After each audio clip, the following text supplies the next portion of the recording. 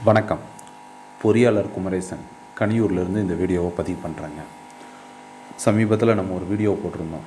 ஒரு 5 திங்ஸ், அதாவது low cost கன்ஸ்ட்ரக்ஷனில் green பில்டிங்கில் பசுமை குடில் அப்படிங்கிற தலைப்பு கீழே சோலாரும், அதே மாதிரி மழை தண்ணீரை ஃபில்ட்ரு பண்ணி குடி தண்ணீராக பயன்படுத்துகிறதுக்கும், கழிவு தண்ணீர் சுத்திகரிப்பு, பயோகேஸ், இதெல்லாம் ஒரு வீடியோவாக பதிவு பண்ணியிருந்தோம். அதில் ஒரு விஷயந்தான் சோலார். இந்த சோலாரை பற்றி நம்மளுக்கு பலருக்கு ஒரு விழிப்புணர்வு இல்லாமல் இருக்குது. அரசாங்கத்தில் கொடுக்கக்கூடிய மின்சாரத்தை நம்ம பயன்படுத்துகிறோம். 100 யூனிட் வரையிலும் வீடுகளுக்கு ஃப்ரீ மின்சாரமாக கொடுத்துட்ருக்காங்க, இலவச மின்சாரமாக கொடுத்துட்ருக்காங்க. இலவசமாக கொடுத்தாலும் நம்ம வீட்டுக்கு பயன்படுத்தும் பொழுது கரண்ட்டு பில்லு கண்டிப்பாக 100 யூனிட்டுக்கு மேலே நம்ம பயன்படுத்துகிறோம். அதிகப்படியான மின்சாதனங்கள் பயன்படுத்துகிறோம் வீட்டில். அப்படி பயன்படுத்தும் பொழுது அதிகப்படியான கட்டணமும் நம்ம மின்சார வாரியத்துக்கு கொடுக்குற மாதிரி இருக்குது. சரி, இதுக்கு பதிலாக நம்ம சோலார் பயன்படுத்தினா என்ன அப்படின்னு பார்த்தா, சோலார் பேனலை பயன்படுத்தி நம்ம 1 கிலோவாட் நம்ம போடுறோம் அப்படின்னா, அந்த 1 கிலோவாட்டை நம்ம ஒரு பேட்ரி பேக்கப் வச்சு அதை ஸ்டோர் பண்ணணும். அப்படி பேட்ரி பேக்கப் வச்சு ஸ்டோர் பண்ணும் பொழுது அந்த பேட்டரியை பராமரிக்கிறதுக்கு உண்டான செலவு பார்த்திங்கன்னா நம்ம கட்டக்கூடிய மின்சார கட்டணத்தை விட மிக அதிகமாக இருக்குது. அதாவது இபி கரண்ட் இல்லாமல் முழுக்க நம்ம சோலாரவே பயன்படுத்தலாம் அப்படின்னு நம்ம நினைத்தால், அதுக்கு செலவு பண்ணக்கூடிய பேட்ரிக்கு ஒரு வருஷத்துக்கு இவ்வளவுன்னு சொல்லி நம்ம அதை மெயின்டெனன்ஸுக்காக நம்ம செலவு பண்ணுவோம் பார்த்தீங்களா, அந்த காசை கம்பேர் பண்ணனா மின்சார கட்டணம் மிக குறைவு. அப்போ சோலாரை நம்ம பயன்படுத்தலாமான்னு கேட்டால் பயன்படுத்த முடியாது அப்படின்னு நம்மளே சொல்லிடுவோம். சரி, இப்போ நம்ம சோலாரை பயன்படுத்தணும் அப்படின்னா எப்படி நம்ம சோலாரை பயன்படுத்தலாம் அப்படின்னா, கவர்மெண்ட்டில் நெட் மீட்டர் அப்படின்னு சொல்லி ஒன்று கொடுக்குறாங்க. அதாவது சோலார் பேனலை வச்சு நம்ம வீட்டில் கரண்ட்டை உற்பத்தி பண்ணிக்கிட்டு அதே நேர் இபியிலிருந்து கிடைக்கக்கூடிய கிரிட்டில் இருந்தும் கரண்ட்டை நம்ம எடுத்துக்கலாம். நம்மளோட மீட்டரில் நம்ம உற்பத்தி பண்ணக்கூடிய கரண்ட்டை கிரிட்டுக்கு கொடுத்துட்டு, இது நம்ம இதில் உற்பத்தி இல்லாத நேரத்தில் அந்த கரண்ட்டை இபியிலேருந்து வரக்கூடிய கரண்ட்டை நம்ம வீட்டில் பயன்படுத்துகிற மாதிரி அந்த மீட்டர் இருக்குது. அதாவது இன்வர்ட் அவுட்வர்டு ரெண்டுமே அந்த மீட்டரில் ரெக்கார்ட் ஆகும். அதாவது நம்ம உற்பத்தி பண்ணக்கூடிய கரண்ட்டும் இபியிலிருந்து நம்ம பயன்படுத்தப்படக்கூடிய கரண்ட் எத்தனை யூனிட் மின்சாரம் பயன்படுத்தியிருக்கோங்கிறதையும் அந்த நெட் மீட்டர் சொல்கிற மாதிரி அதோட டிசைன் இருக்குது. இது 1 கிலோவாட் நம்ம வீட்டுக்கு மேலே பேனல் வாங்கி வச்சிரோம்னா அந்த ஒரு கிலோவாட்டு கரண்ட்டை நம்ம பயன்படுத்துறதுக்கு நம்ம ஒரு 60,000 ரூபா வரையிலும் அந்த பேனலு ப்ளஸ் இன்வெர்ட்டர் இதெல்லாம் அமைக்கிறதுக்கு தேவைப்படும். ஆனால் இந்த நெட் மீட்டரை கவர்மெண்ட்டுக்கிட்ட அனுமதி வாங்கி கவர்மெண்ட்டு தான் அந்த மீட்டரே கொடுப்பாங்க. அந்த மீட்ரு பார்த்திங்கன்னா ஒரு 3000லேருந்து 5000 வரையிலும் வரும். அது ஃபீஸ், அது கவர்மெண்ட்டுக்கு நம்ம கொடுக்கக்கூடிய ஃபீஸ். அப்போ பார்த்திங்கன்னா ஒரு அப்ராக்சிமேட்டாக பார்த்திங்கன்னா 65,000 அதெல்லாமல் போக்குவரத்து செலவு வரும். இவ்வளவு செலவு பண்ணிக்கிட்டோம் அப்படின்னா நம்ம ஒரு 25 வருஷத்துக்கு பார்த்திங்கன்னா மின்சார தேவையே இருக்காது. கரண்ட் தனியாக பே பண்ணணும் அப்படிங்கிறது இருக்காது.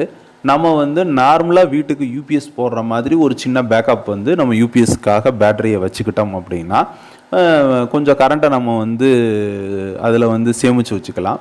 அப்படி சேமித்து வச்சுருக்கக்கூடிய கரண்ட்டு இரவு நேரங்களில் மின்சாரத்துக்கு நம்ம பயன்படுத்த முடியும்.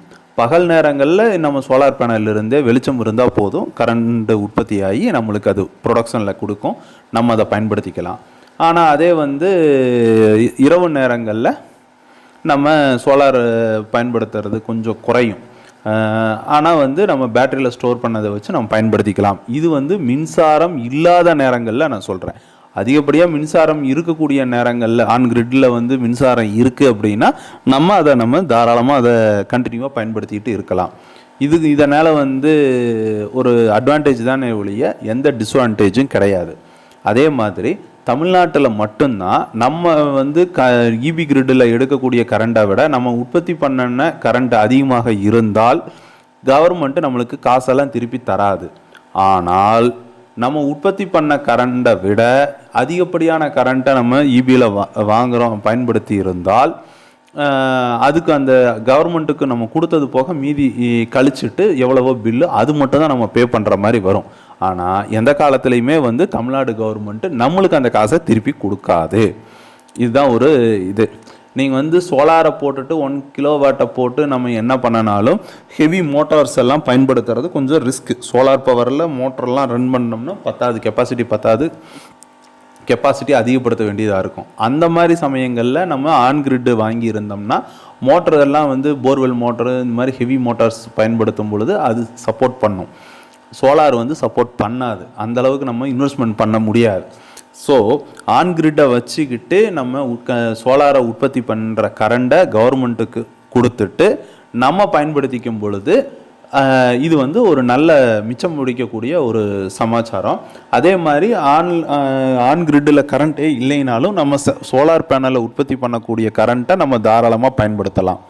அப்புறம் ஒரு ஜென்ரலாக மக்களுக்கு வந்து என்னன்னா சூரிய ஒளியிலிருந்து தான், அதாவது சூரிய வெளிச்சம் வெயில் இருக்கக்கூடிய நேரத்தில் தான் வந்து கரண்ட் உற்பத்தி ஆகும் அப்படிங்கிறது எல்லாரும் நினைக்கிறாங்க. அது கிடையாது. அந்த சோலார் பேனலுக்கு வந்து வெளிச்சம் இருந்தாலும் நம்மளுக்கு கண்டிப்பாக கரண்ட் வந்து உற்பத்தி ஆகும்.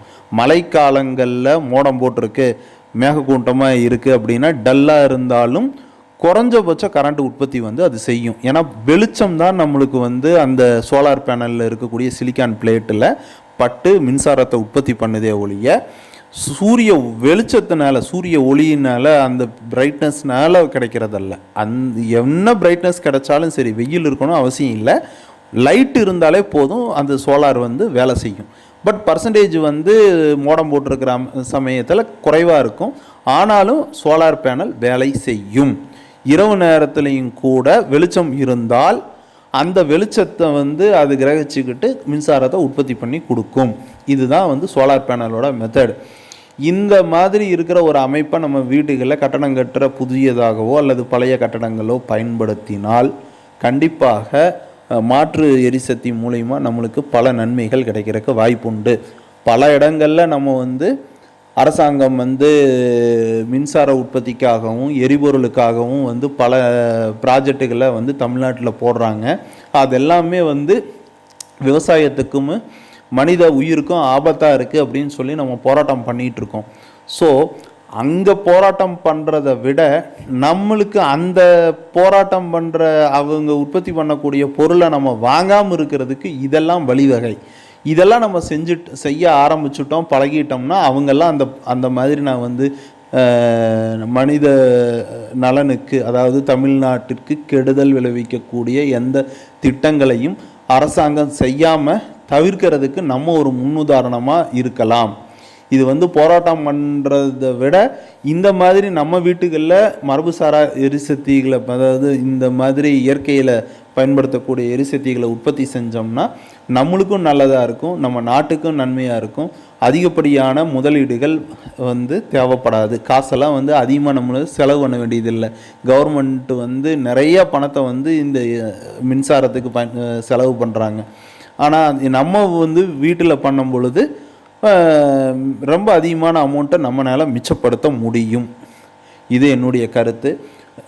இந்த சோலார் பேனல் அமைக்கிறவங்களுடைய நம்பர் வந்து நான் இந்த வீடியோவில் கடைசியாக நான் கொடுத்துருக்கேன். அவங்களையும் நீங்கள் பயன்படுத்திக்கங்க.